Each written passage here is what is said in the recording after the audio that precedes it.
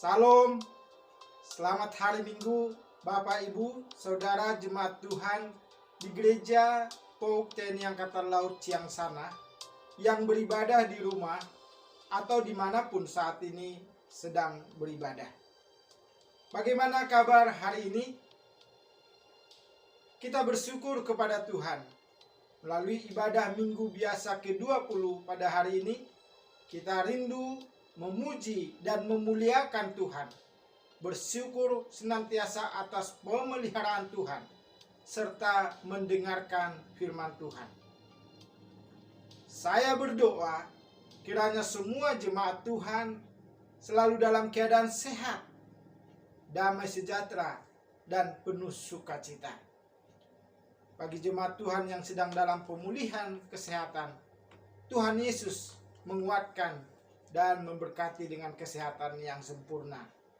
Bagi Bapak Ibu Saudara yang berulang tahun pada minggu yang sudah berjalan, saya mengucapkan selamat ulang tahun.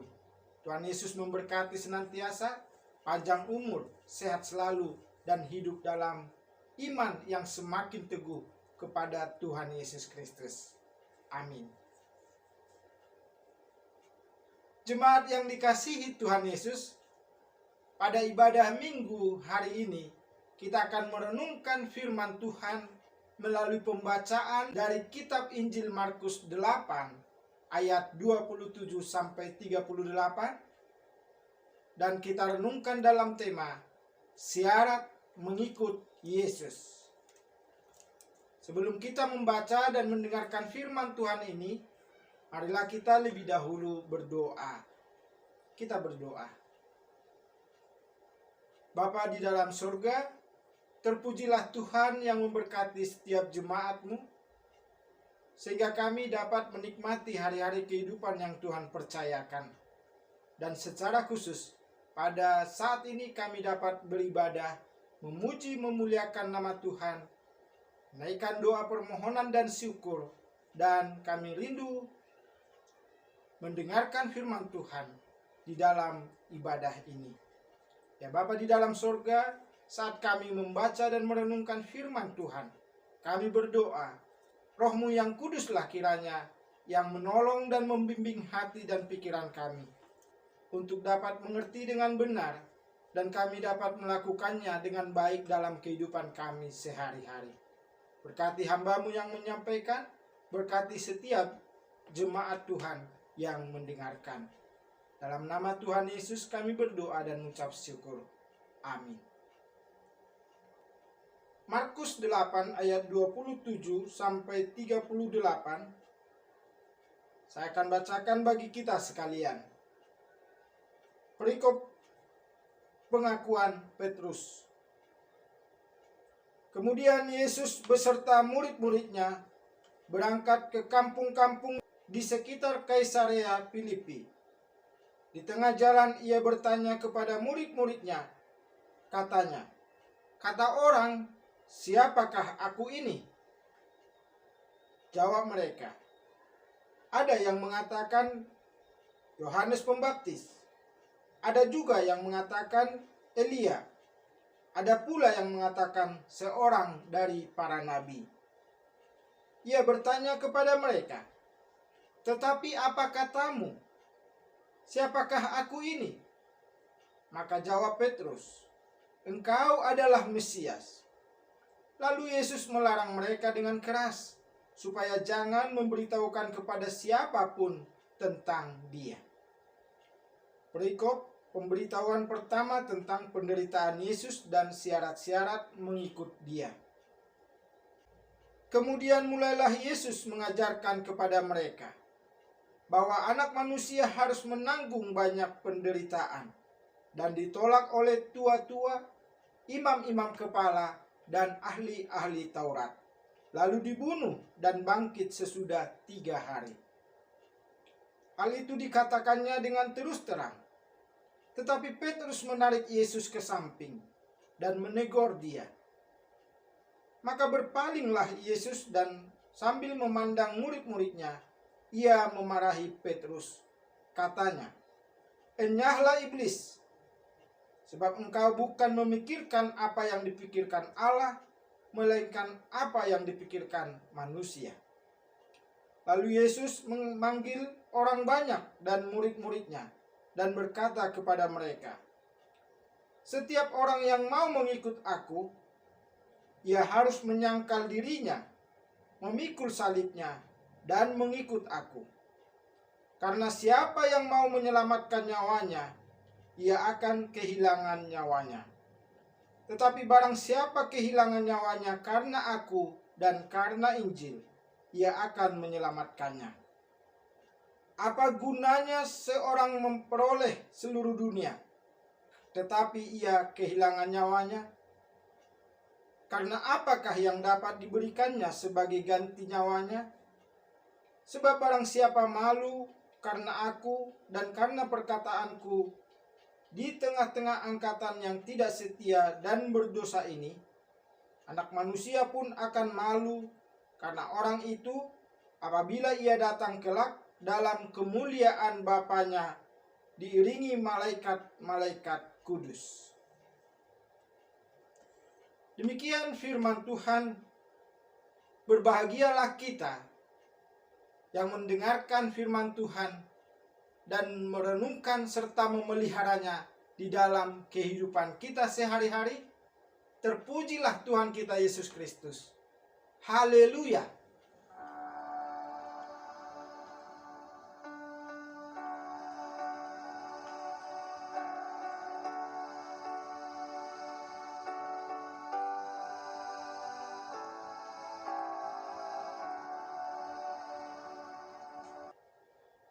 Bapak Ibu Saudara yang Tuhan Yesus kasihi, firman Tuhan yang telah kita baca jelas tadi terdiri dari dua perikop yang tidak terpisahkan.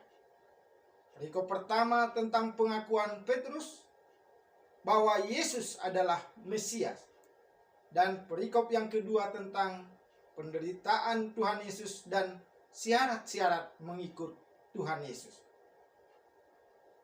Artinya, pengakuan Petrus bahwa Tuhan Yesus adalah Mesias atau Kristus, yang merupakan pengakuan iman, harus dibarengi dengan kesediaan untuk memenuhi syarat dalam mengiring atau mengikut Tuhan Yesus dalam seluruh kehidupan kita sebagai orang percaya. Bapak Ibu Saudara yang terkasih, hal ini akan lebih mudah kita pahami bila kita sering memperhatikan proses penerimaan, apakah itu penerimaan personel TNI, Polri, aparatur sipil negara, atau karyawan sebuah perusahaan. Pasti kita melihat syarat-syarat yang harus dipenuhi. Contohnya, bersedia tidak menikah dalam jangka waktu yang ditentukan, atau bersedia ditempatkan di mana saja. Dengan syarat-syarat tersebut, seorang pelamar dapat mempersiapkan segala berkas dan terlebih kesediaan hatinya untuk memenuhi persyaratan yang dimaksud. Bapak Ibu Saudara, nas hari ini mengisahkan perpindahan Tuhan Yesus bersama murid-muridnya dari Betsaida ke desa-desa di Kaisarea Filipi. Dalam perjalanan tersebut terjadilah dialog penting antara Tuhan Yesus dengan murid-muridnya. Tuhan Yesus pertama kali bertanya kepada murid-muridnya tentang Dia di hadapan orang-orang. Dalam menjawab pertanyaan tersebut, para murid mengulang apa yang mereka dengar tentang Tuhan Yesus. Ada yang mengatakan bahwa Tuhan Yesus adalah Yohanes Pembaptis. Ada yang mengatakan bahwa Tuhan Yesus adalah Elia. Dan ada juga yang mengatakan Yesus itu adalah nabi. Kemudian Tuhan Yesus mendesak murid-muridnya untuk memberikan tanggapan mereka secara pribadi terkait siapa dia bagi mereka. Petrus menjawab, "Engkau adalah Mesias." Bapak Ibu yang terkasih, setelah pengakuan Petrus ini, Tuhan Yesus meminta kepada murid-murid untuk tidak mengatakan apa-apa tentang dia kepada siapapun dan memberikan mereka pengajaran atau doktrin terkait siapa dirinya. Ajaran Tuhan Yesus tersebut bertujuan untuk mengoreksi atau meluruskan pengakuan Petrus dan pemahaman manusia pada umumnya tentang Mesias pada saat itu. Tuhan Yesus hendak mendefinisikan ulang apa arti Mesias. Dalam hal ini, Tuhan Yesus memberikan pemahaman atau pengertian tentang Mesias dari perspektif ilahi. Hal tersebut dapat dilihat dari perkataannya dalam ayat ke-31. Bahwa anak manusia harus menanggung banyak penderitaan dan ditolak oleh tua-tua, imam-imam kepala, dan ahli-ahli Taurat, lalu dibunuh dan bangkit sesudah 3 hari. Sesuai hal ini, Tuhan Yesus ingin mengatakan kepada mereka dan kepada kita sekalian saat ini bahwa tugas dan tanggung jawab Mesias bukanlah seperti raja, melainkan sebagai anak manusia yang harus menanggung banyak penderitaan, penolakan, disalibkan, mati, dan bangkit pada hari yang ketiga. Dengan kata lain, Tuhan Yesus sedang berbicara tentang penziarahan hidupnya. Pada saat Tuhan Yesus sedang memberikan pemahaman ini, Petrus menarik dan menegur dia saat itu juga. Dan Tuhan Yesus segera menghardik Petrus. Tindakan Petrus ini adalah sebuah sikap penolakan akan ajaran Tuhan Yesus. Hal tersebut menunjukkan bahwa pemahaman Petrus dan orang Israel pada umumnya tentang Mesias adalah sebagai pembebas secara politik, pembebas dari penjajahan Romawi pada saat itu.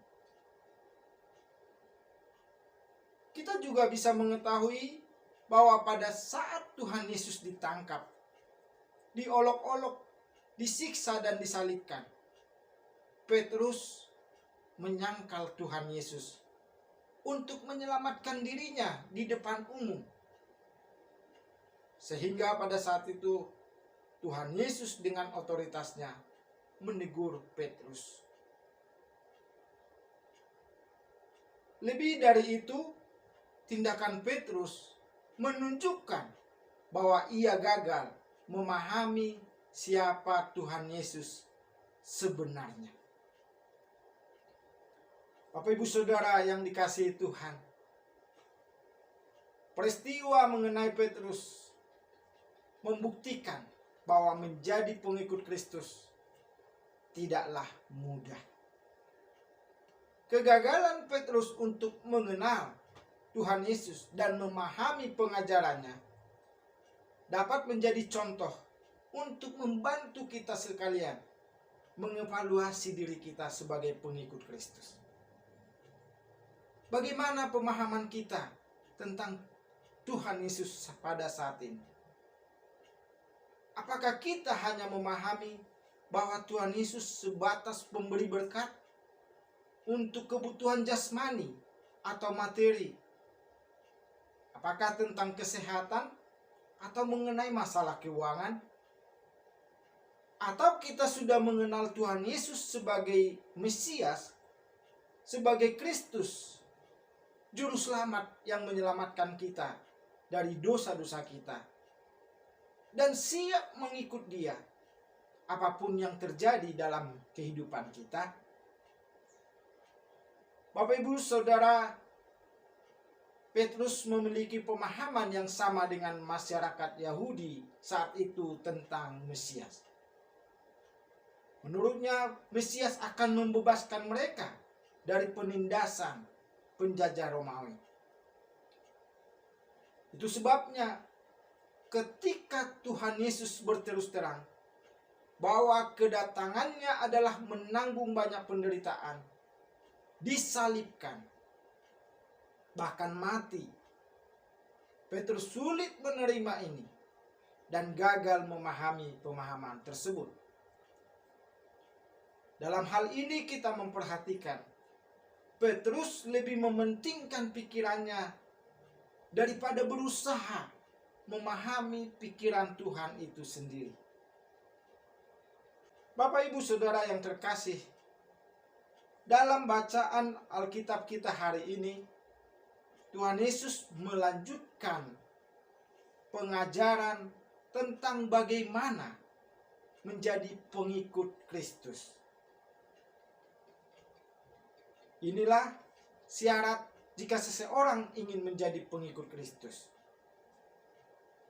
Yang pertama, orang tersebut harus sedia menyangkal diri sendiri.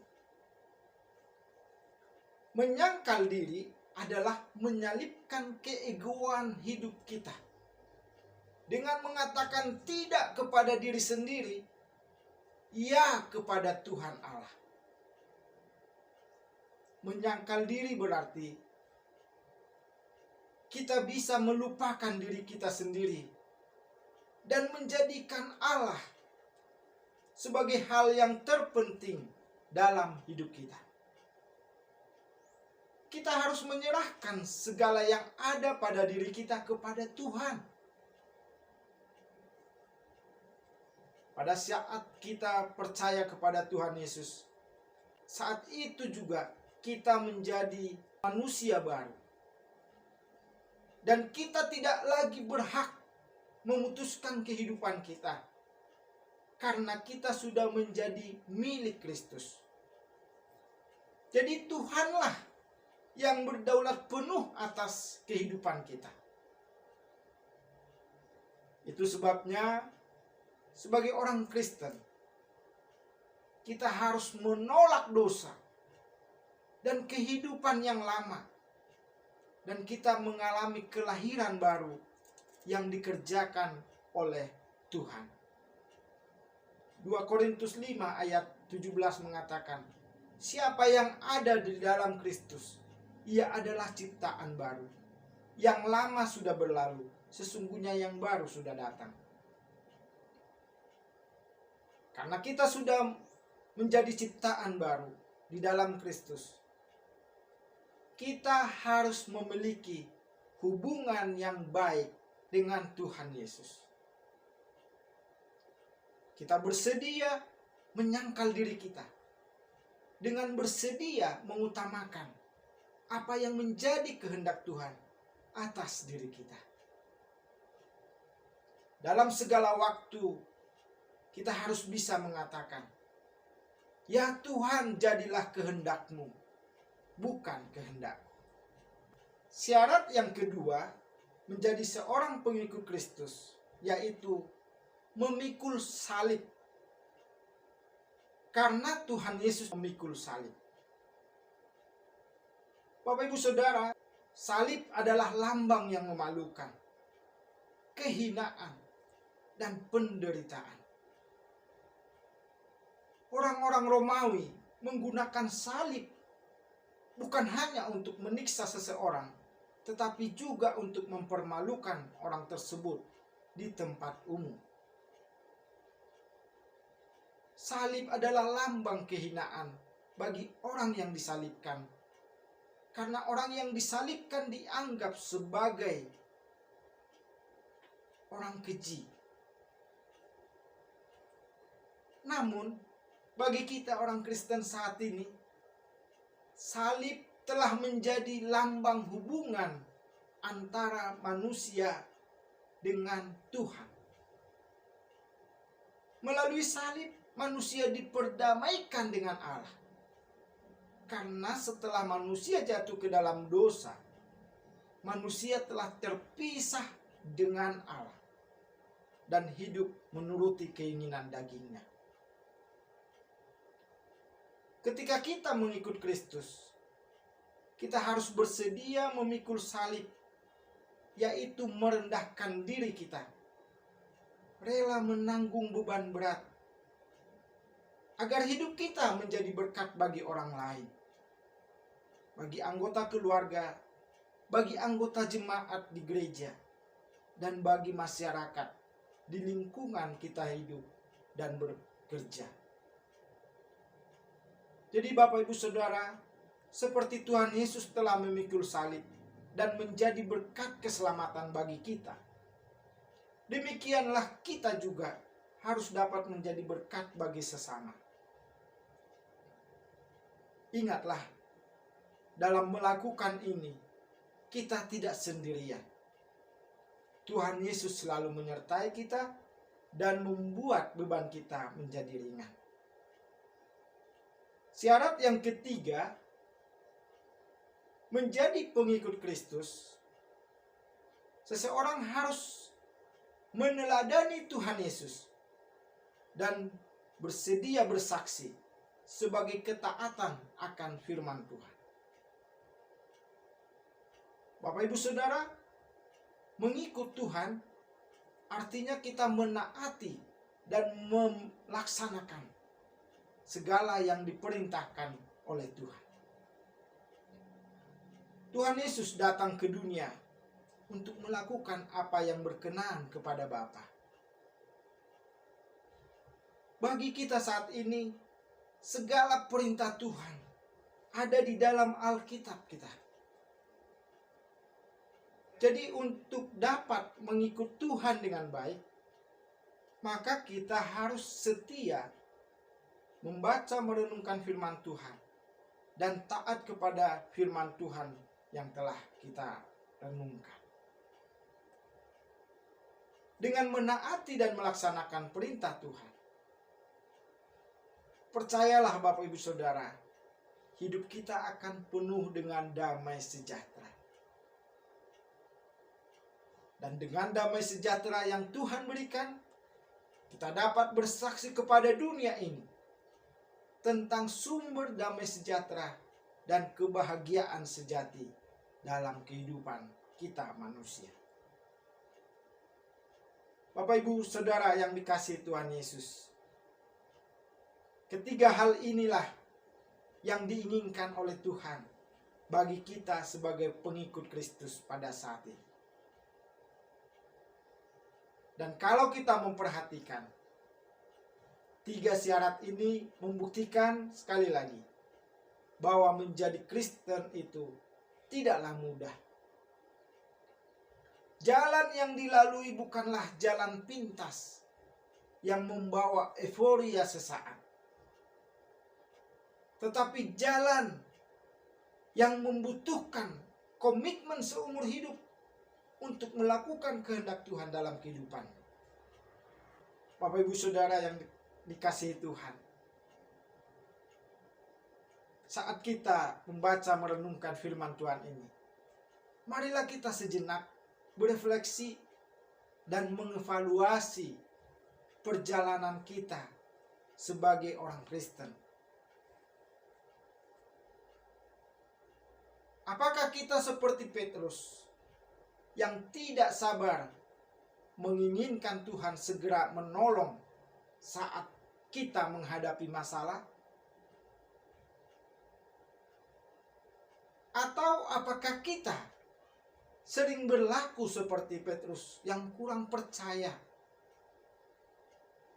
menutup mata dan hati untuk memahami Tuhan dalam merangkul dan mengasihi sesama? Apakah kita juga seperti Petrus yang membatasi Tuhan dengan pikiran dan keinginan kita sendiri? Bapak, Ibu, Saudara, sebagai pengikut Kristus yang sejati, marilah kita semakin mengenal Tuhan Yesus, menerima pengajarannya, dan siap mengikuti Dia melalui keteladanan yang sudah diberikannya kepada kita.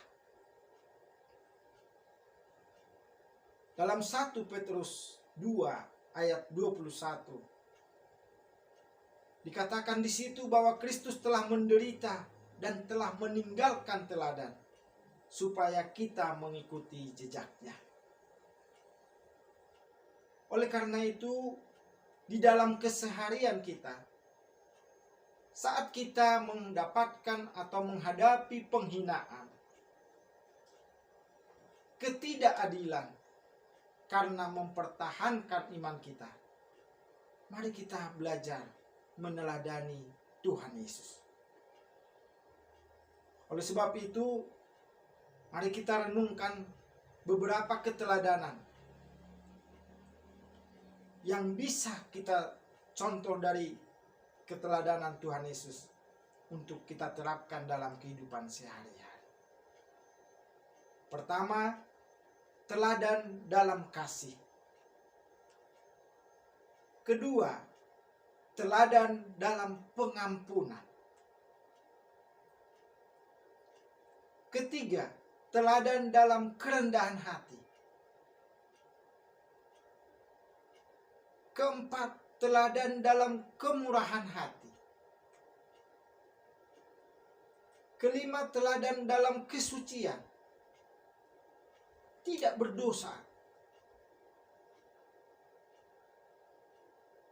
Keenam, teladan dalam kejujuran, tidak pernah berbohong, tidak pernah menipu. Ketujuh, teladan dalam memberkati. Tuhan Yesus tidak mencaci maki dan tidak mengutuk. Dan yang kedelapan, teladan dalam kesabaran menanggung segala sesuatu. Serta yang kesembilan, teladan dalam beriman, yaitu berserah sepenuhnya kepada Allah. Mari kita mencoba belajar menerapkan keteladanan tersebut dalam hidup kita. Jemaat Tuhan, mari kita sebagai pengikut Kristus saling mengingatkan dan saling memperbaiki diri untuk kehidupan yang lebih baik sebagai pengikut Kristus. Syarat mengikut Kristus memang tidak mudah. Tetapi jangan takut. Tuhan kita adalah Tuhan yang Immanuel, yang dengan perantaraan Roh Kudus selalu menyertai dan menolong kita setiap saat. Bapak, Ibu, Saudara yang dikasihi Tuhan, demikianlah firman Tuhan bagi kita dalam ibadah minggu hari ini. Roh Kudus memeteraikannya dalam hati kita dan menolong kita untuk melakukan firman Tuhan ini dengan baik. Tetap sehat dan semangat. Tuhan Yesus memberkati dan melindungi kita semua. Amin. Mari kita berdoa. Bapa di dalam sorga, terima kasih Tuhan untuk kebaktian kami pada hari ini. Kami bersyukur untuk firman Tuhan yang telah menyapa kami dan mengajarkan kepada kami tentang iman percaya kami kepada Tuhan Yesus Kristus dan syarat mengikut Yesus dalam hidup kami. Kami berdoa Roh-Mu yang kudus menolong kami untuk menjadi pengikut Kristus yang setia. Apapun yang kami hadapi dalam hidup kami, firman-Mu lah yang meneguhkan dan menguatkan kami. Roh-Mu yang kudus menolong kami untuk melakukan firman-Mu dalam kehidupan sehari-hari. Bapa di dalam sorga, pada kesempatan ini kami mau berdoa untuk bangsa dan negara kami Indonesia. Tuhan yang terus menolong dan memberkati agar bangsa dan negara kami Indonesia semakin baik dari hari ke hari. Berkati pemimpin bangsa kami, dari pemimpin di tingkat pusat sampai ke daerah-daerah. Tuhan yang menolong mereka, memberikan hikmat, hati yang takut akan Tuhan, sehingga mereka dapat melakukan tugas dan tanggung jawab mereka dengan baik. Bapa di surga, saat ini kami mohon kiranya Tuhan menolong bangsa kami dalam menghadapi pandemi COVID-19. Kiranya pandemi COVID-19 dapat segera berakhir dan bangsa dan negara kami jadi lebih baik lagi dalam kehidupan sehari-hari. Tuhan menolong masyarakat agar bersedia mengikuti protokol kesehatan dan gerakan vaksinasi yang sedang dilaksanakan oleh negara kami. Bapa di dalam sorga, pada saat ini kami berdoa untuk gereja Tuhan di Indonesia bahkan di seluruh dunia. Tuhanlah yang menolong dan memberkati agar tetap melakukan pelayanannya seturut dengan kehendak Tuhan, sehingga semakin banyak jiwa yang mengikut Yesus dan bersedia melakukan kebenaran firman Tuhan melalui pelayanan gereja-gereja Tuhan dan lembaga-lembaga Kristen yang ada di Indonesia. Berkati hamba-hamba Tuhan yang melayani, para pendeta, para misionaris, dan semua jemaat Tuhan, kiranya dapat menjadi saksi yang indah di tangan Tuhan untuk sesama, sehingga dapat menjadi berkat bagi sesama dalam kehidupan sehari-hari. Bapa di dalam sorga, kami juga berdoa untuk gerejamu, Pauk TNI Angkatan Laut di Ciangsana ini Tuhan. Berkati terus Tuhan di dalam pelayanan, berkati di dalam persekutuan, dan juga dalam kesaksian jemaat Tuhan. Hamba-hamba Tuhan yang melayani, para pendeta, para majelis, dan semua pengurus komisi, bahkan semua jemaat Tuhan. Tuhan menolong dalam kehidupan sehari-hari. Tuhan menolong dalam pelayanan yang Tuhan percayakan.